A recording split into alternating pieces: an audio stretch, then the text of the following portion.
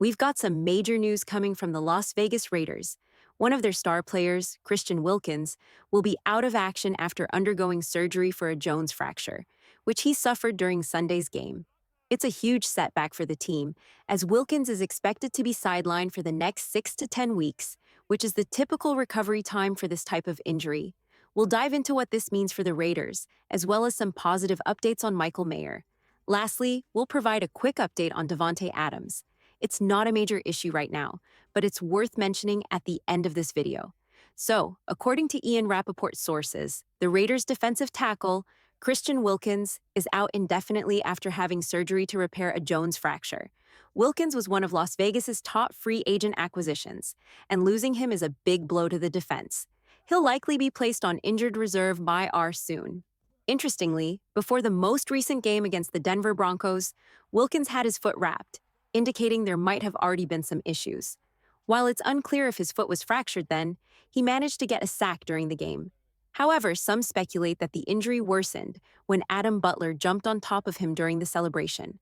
After that, Wilkins continued to play for 2 more snaps, but was visibly limping. You could see it in his movements, and he wasn't looking healthy. Now, we can't say for sure if Butler's celebration caused the fracture, but that's what some are speculating. We'll probably never know unless the coach or Wilkins himself addresses it. No matter what, this is a huge loss for the Raiders. The defensive line was considered a strength of the team, and now 2 of its top 3 players are out. Malcolm Kuntz was already out for the season with a torn ACL, and now Wilkins is dealing with this Jones fracture. He's expected to be out for 6 to 10 weeks, but honestly, it wouldn't be surprising if he doesn't return at all this season. Christian Wilkins has been a standout performer for the Raiders, despite some saying they haven't noticed his impact. If you only look at the stats or sack numbers, you might not see it. But if you watch the tape, you'll notice how valuable he is to the team. This injury is a significant hit for the Raiders. The Raiders still have Adam Butler, who's been playing exceptionally well and has nearly matched Wilkins' performance this season. That's not a knock on Wilkins. It just shows how good Butler has been. Tyree Wilson could also be moved to the inside to strengthen the defensive line. Guys like Cade Lavon and Charles Snowden have shown promise recently. The Raiders will need other players like Nesta Jade Silvera and John Jenkins to step up. Silvera, in particular, has a lot of potential and will likely see more playtime. Jenkins, on the other hand, seems to have regressed a bit this season. Overall, losing Wilkins is a tough break, but the team still has some solid options to lean on. We'll have to wait and see how things unfold for the Raiders moving forward. Now let's talk about Raiders tight end Michael Mayer. He's been away from the team recently due to a personal issue. Before we get into the details, I want to share something. A person reached out to me on Twitter, saying he's friends with someone who knows Michael Mayer's family. He mentioned something similar to what's been reported. I'm not sure if this information is from a reliable source, but it aligns with what's been put out there by other reporters. According to the report, Michael Mayer is away from the team because of a personal matter that has resurfaced. His family informed the team about it, but we don't know much beyond that. Now, I can't confirm the accuracy of this report, but I want to say that I'm glad it's not a trade request.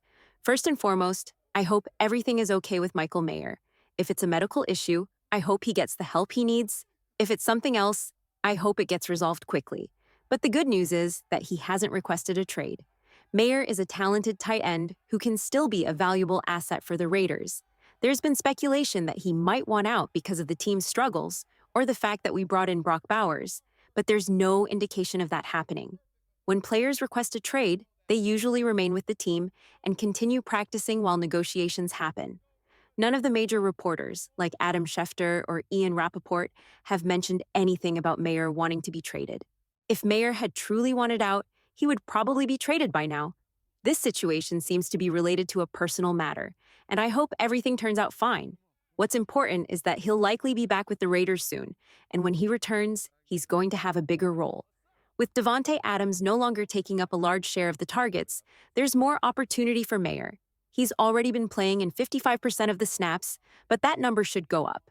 Even with Brock Bowers filling in, the Raiders have adjusted by moving him around the field. He's been lining up as a slot receiver, and even in the backfield. Once Mayer is back and fully healthy, he'll take on more snaps and contribute significantly. I think this will be great for the Raiders, and I'm looking forward to seeing him back in action. Hopefully, everything works out for Mayer and his family, and he can rejoin the team soon. Now, let's quickly talk about the Steelers.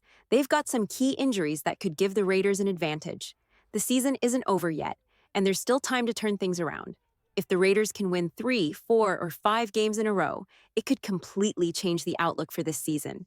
Remember, it's not over until it's over. Keep supporting the team, and let's see how things play out. The Raiders went on a strong run at the end of last season and made it to the playoffs, so it's definitely not over yet. Many teams have managed to turn their season around with a few consecutive wins, and the Raiders can do it too. They've got a good opportunity coming up against the Pittsburgh Steelers, who will be missing several key players.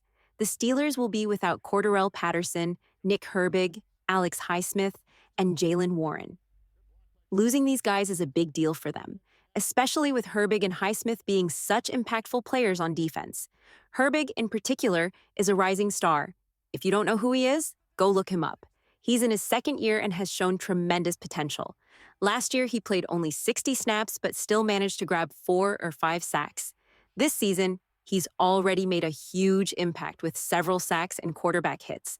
Herbig played a big game against the Cowboys last week and had around 12 or 13 impactful plays. He's quickly becoming one of the top young defensive ends in the league. So, the fact that he and Alex Highsmith are both likely out gives our offensive line a big break. Highsmith has barely played this season due to injury, and now with Herbig also out, it could be a great opportunity for the Raiders to capitalize. But let's not forget, the Steelers still have TJ Watt, who's a force to be reckoned with. They also have solid players like Keanu Benton and Cameron Hayward on the defensive line. Plus, with Cordarrelle Patterson and Jalen Warren out, their offense will be missing some important pieces. This makes the game winnable for the Raiders, but they'll still need to play smart and minimize mistakes. Now, shifting gears to some news on Devante Adams. There's been a report that Robert Saleh, the former Jets head coach who was recently fired, didn't want Adams on the team. This is interesting because the Jets' offense has been struggling despite their strong defense. The report claims Saleh was against trading for Adams, but now that he's gone, things could change. Nathaniel Hackett, who's the Jets' offensive coordinator and has ties to both Aaron Rodgers and Devante Adams from their time together in Green Bay, is still there. With Saleh out of the picture, the Jets might be more willing to negotiate a trade for Adams. The Raiders are reportedly in talks with the Jets, and it seems like the Jets are the frontrunners. The only issue is how the contract and compensation will be structured. If the Raiders want a second-round pick, they'll need to eat up around $30 million in dead cap space. If they settle for a third-round pick, they might pass some of that money onto the Jets. It's all about finding the right balance in the deal. With Saleh's firing, there's also been speculation about the Raiders moving on from Antonio Pierce. While it's something people are talking about, I don't believe Pierce is the main issue right now. Injuries have really hurt the Raiders this season, and I think that's been a bigger factor in their struggles. The Raiders have had to deal with a lot of injuries this season, which has impacted their performance. They've lost players like Malcolm Kuntz, and even their left tackle wasn't fully healthy when the season began. This affected the entire team. Manford is also out, and while he might not be a star, losing your starting right tackle still forces the team to make adjustments. Additionally, the team has been struggling to run the ball, and players like Marcus Epps and Divine Diablo have been dealing with injuries. Now, with the recent updates on Devante Adams, it's clear that the injuries and inconsistent quarterback play are bigger issues than head coach Antonio Pierce at this point. Regarding Devante Adams, Jay Glazer shared some new details on the situation. Although I can't share the video due to copyright restrictions, Glazer provided more context on how everything unfolded. Last week, Antonio Pierce liked some Instagram posts on Monday, September 30th, and the following day, Adams was asked about it on the K. Adams podcast. At that time, Adams claimed he hadn't spoken to Pierce and wasn't sure why he liked those posts. However, according to Jay Glazer, Devante Adams reached out to Antonio Pierce on Sunday night, saying he needed to talk. The next morning, they met, and Adams reportedly told Pierce he didn't want to finish his career like this and wanted to be traded. So Adams might have actually requested a trade on September 30th, the same day Pierce was liking those Instagram posts. If this is accurate, it means that Adams wasn't entirely truthful on the podcast the next day. He had already spoken with Pierce and made his feelings known, despite saying otherwise. It's a complex situation, and we'll probably never know the whole truth. My guess is that the trade request came even earlier than reported, and the team started exploring trade options before the rumors leaked to the media. After the Raiders lost to the Panthers, Pierce had some direct conversations with players like Jack Jones and Devante Adams, holding them accountable.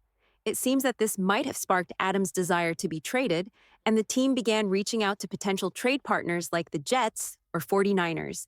The first official report might have come out around September 29th, possibly from someone within one of these organizations. Regardless, I think the Raiders are in a good spot now. Moving on from Adams might help the team as they rebuild. This season isn't over yet. If they can put together a few wins, they can still turn things around. There's plenty of football left to play, and if Aiden O'Connell gets the start and performs well, who knows what could happen. Let's see how it plays out, but I believe the team can still bounce back. Don't count them out just yet. If you enjoyed this update, please leave a thumbs up, subscribe, and I'll catch you in the next video.